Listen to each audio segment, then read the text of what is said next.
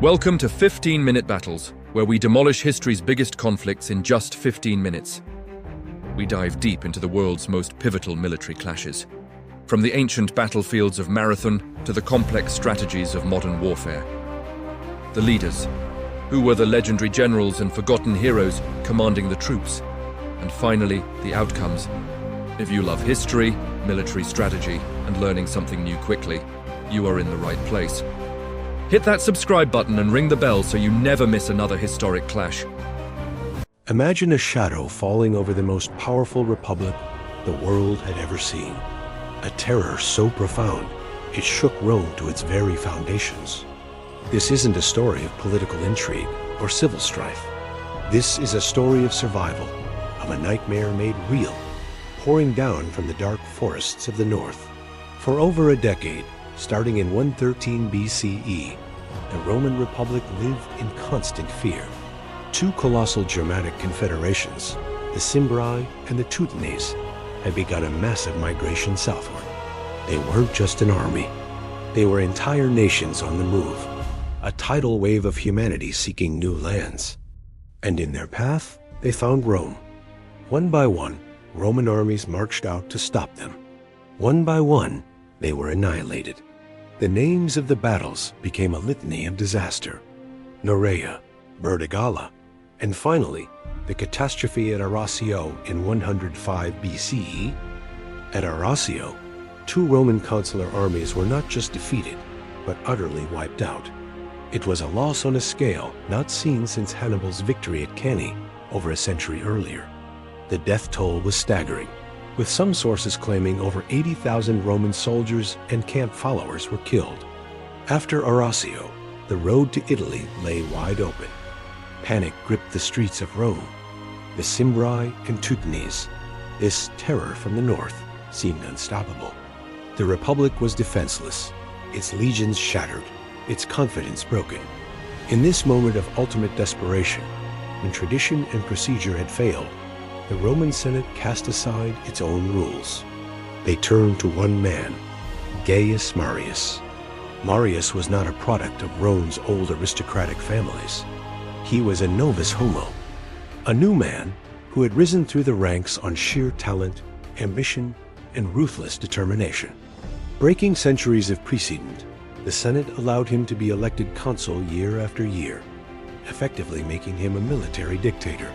His mission was simple and monumental: rebuild the Roman army from scratch and stop the Germanic invasion before it drowned the Italian peninsula.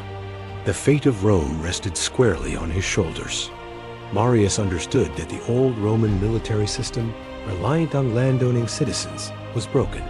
He needed a new kind of army, so he initiated a series of radical changes that would become known as the Marian reforms. He opened recruitment to the landless poor, the proletari, promising them land, pay, and a share of the spoils.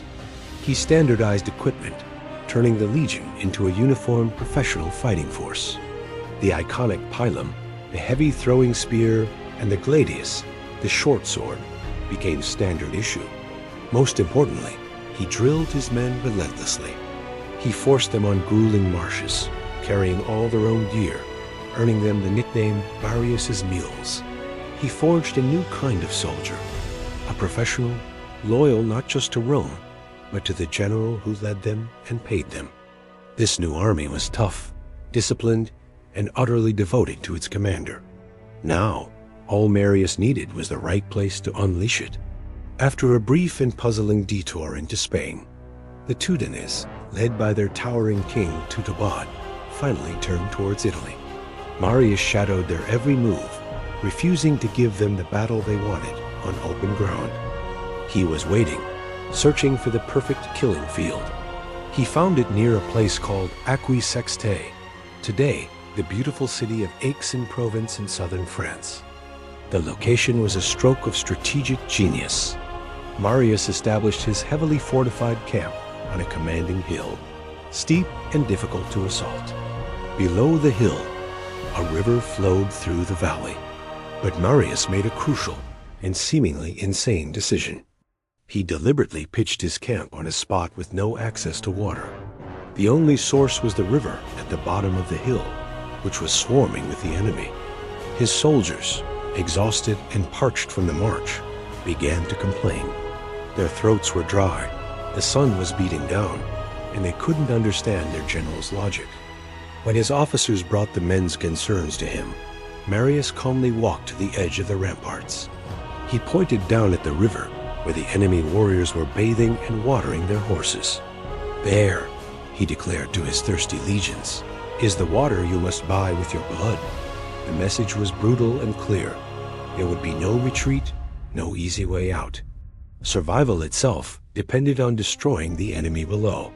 He had engineered a situation where his men would have to fight not just for victory, but for their next drink of water. They would fight with the desperation of cornered, thirsty lions. The battle began not with a grand charge or a trumpet blast, but with a mundane chore. A group of Roman camp followers, likely servants and slaves, cautiously made their way down the hill towards the river, desperate to fill their water skins.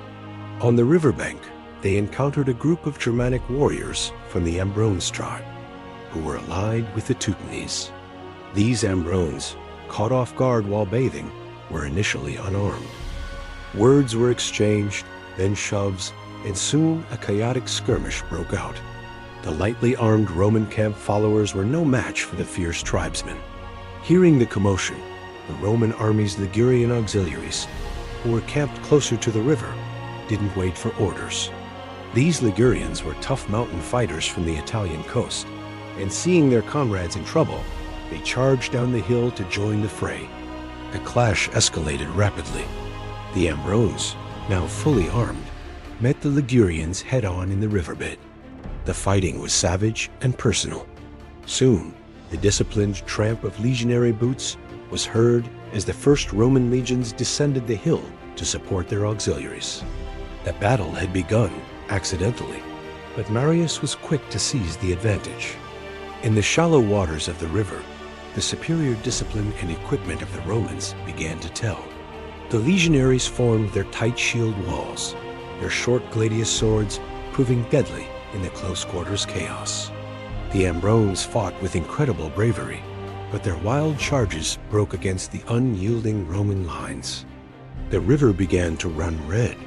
The Romans pushed them back, relentlessly, turning the skirmish into a slaughter. Thousands of Ambrones were cut down. The survivors broke and fled in terror, streaming back towards the main Teutonic camp, a sprawling wagon fort further down the valley. As night fell over Aquae Sextae, a chilling sound echoed across the battlefield. It was the sound of the Teutonic women, wailing and screaming in grief for their dead husbands and brothers. A high-pitched, mournful cry had haunted the Roman soldiers through the night. Marius knew this was only the beginning. The Teutones and their king, Teutobod, had been bloodied. Their pride was wounded. Revenge would be swift. The main event was set for the morning. Marius spent the night finalizing his master plan. He had already chosen his ground perfectly. Now he prepared the trap. Under the cover of darkness, he personally selected 3,000 of his best, most reliable troops. He placed them under the command of one of his trusted legates, Claudius Marcellus. Their mission was to march silently away from the camp, find a nearby wooded ravine that Marius had scouted earlier, and hide. They were to remain completely concealed, making no sound, until they received the signal. Their role would be decisive. As dawn broke, the valley floor was a sea of furious motion. Enraged by the previous day's defeat and the loss of their Ambrone allies, the entire Teutonic army formed up. They were a terrifying sight, huge wild-haired warriors, brandishing massive shields and long swords, their battle cries echoing off the hills. Just as Marius had predicted, they didn't try any clever maneuvers. Blinded by rage, they began a direct, frontal assault straight up the steep slope towards the Roman camp. It was exactly what Marius wanted. The Romans stood waiting, silent and disciplined, arrayed along the crest of the hill. They held the ultimate advantage, high ground. As the Teutones began their exhausting climb, the Romans unleashed hell. On command, Thousands of pila, heavy iron-tipped javelins, rained down on the struggling warriors.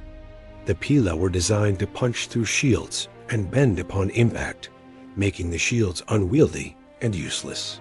The Germanic advance faltered under the volley, their lines becoming disorganized. But their sheer momentum and courage carried them forward up the last few feet of the slope until they crashed into the Roman line. What followed was a brutal, grinding melee. The Romans used their large scudo shields as a weapon, smashing them into the faces of the climbing Germans, using the force of the impact to break their balance and send them tumbling back down the slope. The front ranks of the Teutonic charge dissolved into a chaotic pile of bodies, creating an obstacle for the men behind them. The battle hung in the balance, a desperate struggle of muscle and steel on the hillside. And then came the masterstroke. At the peak of the fighting, as the Teutonic army was fully committed to the uphill assault, Marius gave the signal. From the wooded ravine on the enemy's flank, a trumpet blast cut through the din of battle. Marcellus and his 3,000 hidden soldiers burst from their concealment and smashed directly into the rear of the Teutonic line. The surprise was total. The Teutones were now caught in a perfect trap. In front of them, the unbreachable legionary wall on the high ground. Behind them, a fresh, elite Roman force, cutting them to pieces. Panic, absolute and primal, ripped through the Germanic ranks. The disciplined army dissolved into a terrified mob. There was nowhere to run. They were squeezed between the hammer of Marcellus's ambush and the anvil of Marius's main force. The battle turned into a one-sided massacre. The disciplined Romans broke formation and began a merciless pursuit, cutting down the fleeing warriors. The slaughter was total and horrific. King Teutobod himself, a giant of a man, was captured and would later be paraded through the streets of Rome in Marius's triumph. The Teutonic tribe, which had terrorized the Republic for a decade, was effectively annihilated in a single morning. The aftermath of the battle was legendary. Roman historians like Plutarch tell us that the number of dead was so immense that the people of nearby Massilia, modern-day Marseille, used the bones of the fallen to build fences around their vineyards for years. The ground, so utterly soaked with blood and decomposed bodies, became incredibly fertile, producing the most astonishing crop yields the region had ever seen. The victory at Aquae Sextae was more than just a battle won. It was a moment of national salvation. But its true legacy was even greater. This victory was the ultimate vindication of the Marian reforms. It proved beyond any doubt that a professional, highly trained, and well-equipped Roman army could defeat a numerically superior and physically intimidating foe through discipline, strategy, and engineering. Marius was hailed as the savior of Rome, and later, the third founder of Rome, placing him in the company of Romulus and Camillus. The following year, he would march north and inflict a similar crushing defeat on the Cimbri at the Battle of Vercellae, ending the Germanic threat for good. However, this new army he created had a double-edged legacy. These soldiers were loyal to their general first, and the state second. Marius had shown that a popular and successful general could bend the Republic to his will. He had saved Rome from the barbarians, but in doing so, he had forged the very weapon that in the hands of men like Sulla, Pompey, and Caesar would ultimately lead to the downfall of the Republic itself. The age of the warlords had begun. And that wraps up today's 15-minute battle. If you want to master more moments of military history in less time, make sure you hit that subscribe button right now. Thanks for watching, and we'll see you for the next 15-minute battle.